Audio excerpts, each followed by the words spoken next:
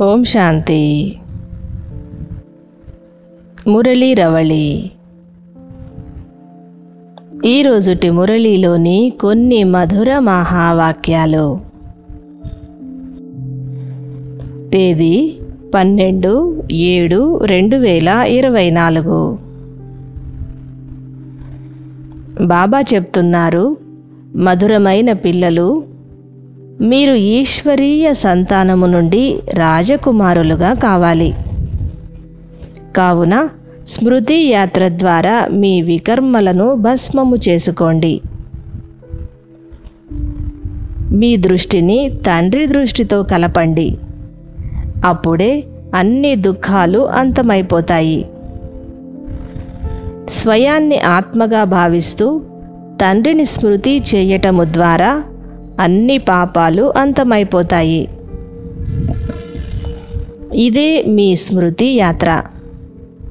మీరు దేహపు సర్వధర్మాలను వదిలి తండ్రి స్మృతిలో ఉండండి. తద్వారా ఆత్మ సతోప్రధానముగా అయిపోతుంది. మీరు సుఖధామానికి అధిపతులుగా అయిపోతారు. శివ భగవాను వాచ. స్వయాన్ని ఆత్మగా భావిస్తూ కూర్చోండి. శివ భగవాను వాచ అంటే శివబాబా తెలియచేస్తున్న యథార్థమైన విషయాలు. ఆత్మలైన మీరందరూ సోదరులు. తండ్రి పిల్లలందరికీ ఆజ్ఞను జారీ చేస్తున్నారు. మీరు ఒక్క తండ్రి నుండే వారసత్వాన్ని తీసుకోవాలి. మీరు సూర్యవంశీయులు, అనగా విశ్వాధిపతులుగా ఉండేవారు. ఉన్నతోన్నతమైన భగవంతుడు ఒక్కరే. ఆ సత్యమైన ఈశ్వరుని పిల్లలైన మీరందరూ ఈశ్వరీయ సంతానులు. ఒక్క శివబాబా శ్రీమతముపై మీ బుద్ధియోగాన్ని జోడించి ఉంచండి. అప్పుడే పాపాలన్నీ అంతమైపోతాయి. మీ దృష్టిని తండ్రి దృష్టితో కలపండి. స్వయాన్ని ఆత్మగా భావిస్తూ తండ్రిని స్మృతి చేయండి. ఇదే స్మృతి యాత్ర. దీనినే యోగాగ్ని అని కూడా అంటారు. ఈ యోగాగ్ని ద్వారా మీ జన్మ జన్మాంతరాల పాపాలు భస్మమైపోతాయి. ఈ ప్రపంచము దుఃఖధామము. నేడు అందరూ నరకవాసులుగా ఉన్నారు. దీనిని రావణ రాజ్యము అని అంటారు. సత్యయుగము అనగా రామరాజ్యము. మీరు పెద్ద పెద్ద సభలలో ఈ సత్యమైన సందేశాన్ని తెలియచేయవచ్చు. మీరు ఎప్పుడూ ఎటువంటి సంకోచము చేయరాదు. నేడు అందరూ శివ భగవాను వాచ అని అంటారు. కానీ ఏ ఒక్కరికి యథార్థముగా శివుని పరిచయము లేనేలేదు. సత్యయుగ రాధాకృష్ణులే స్వయంవరము అనంతరము లక్ష్మీనారాయణులుగా అవుతారు. అక్కడ ఒకే ధర్మము, ఒకే రాజ్యము, ఒకే మతమే కొనసాగుతుంది.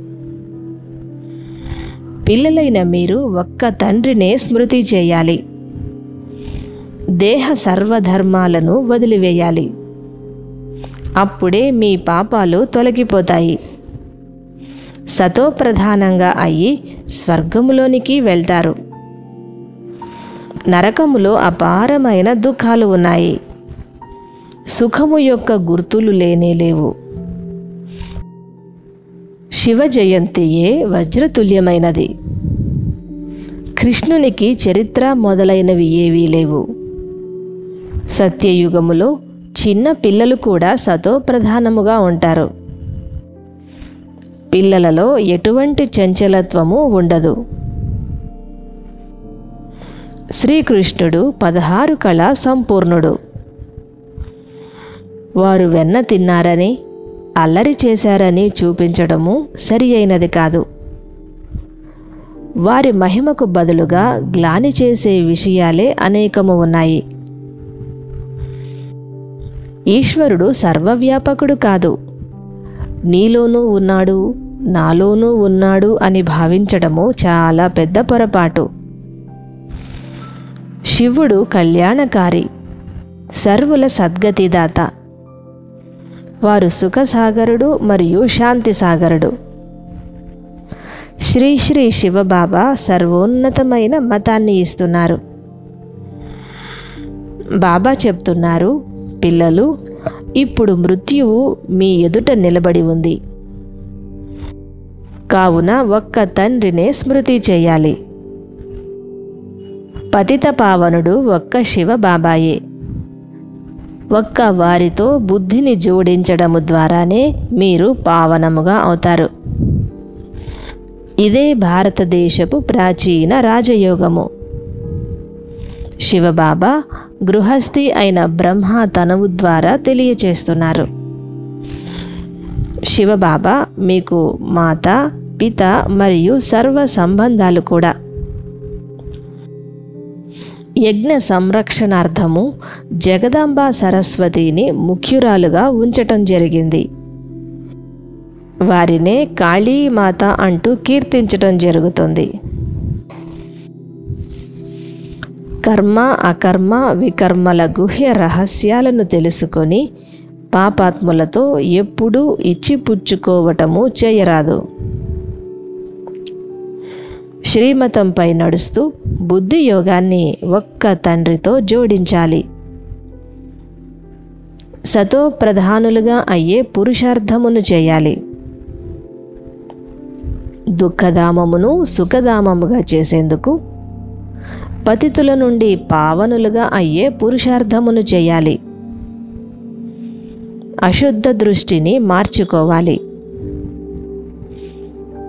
వరదానము: నాలెడ్జ్ఫుల్గా అయ్యి వ్యర్థ ప్రశ్నలన్నింటినీ యజ్ఞములో స్వాహా చేసే నిర్విఘ్న భవ. ఏదైనా విఘ్నము వచ్చినప్పుడు ఎందుకు, ఏమిటి అనే అనేక ప్రశ్నలలోనికి వెళ్ళిపోతారు. ప్రశ్నచిత్తులుగా కావటము అనగా వ్యాకులత చెందటము. మీరు నాలెడ్జ్ఫుల్గా అయ్యి అన్ని వ్యర్థ ప్రశ్నలను స్వాహా చేయండి. అప్పుడు మీ సమయము మిగులుతుంది మరియు ఇతరుల సమయము కూడా మిగులుతుంది. దీని వలన సహజముగా నిర్విఘ్నులుగా అయిపోతారు. నిశ్చయము మరియు విజయము, ఈ రెండు జన్మసిద్ధ అధికారాలు. స్లోగన్: సదా ఉత్సాహములో ఉండటము మరియు ఇతరులకు ఉత్సాహమును ఇప్పించటము, ఇదే మీ వృత్తి. మధురాతి మధురమైన ఆత్మీక పిల్లలకు మాతాపిత బాబ్దాదాల ప్రియ స్మృతులు మరియు గుడ్ మార్నింగ్. ఆత్మీక పిల్లలకు ఆత్మీక తండ్రి నమస్తే. ఓం శాంతి.